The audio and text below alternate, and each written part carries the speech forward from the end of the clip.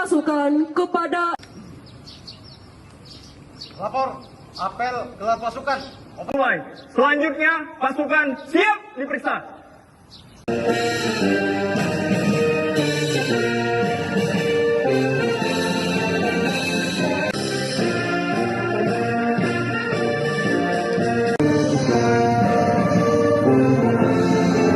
tanda operasi. Perwakilan yang ditunjuk mengambil tempat. Teruskan.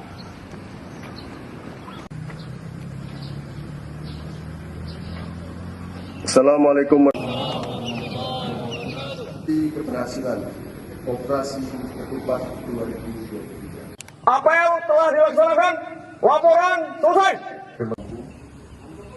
Di daerah yang mengalami kenaikan harga, beberapa pos pelayanan dan pos pengamanan yang terdiri dari 4 pos pelayanan dan 1 pos pengamanan.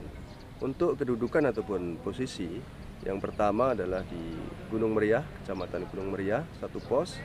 Kemudian di Kecamatan Pulau Banyak, 1 pos. Kemudian di Kuala Baru, 1 pos. Singkil Kota, tepatnya di Pelabuhan Penyeberangan adalah 1 pos. Untuk 1 pos pengamanan kita tempatkan di Pantai Gosong di Singkil Utara. Kita akan melayani masyarakat dalam hal ini melaksanakan preventif dan preemptif.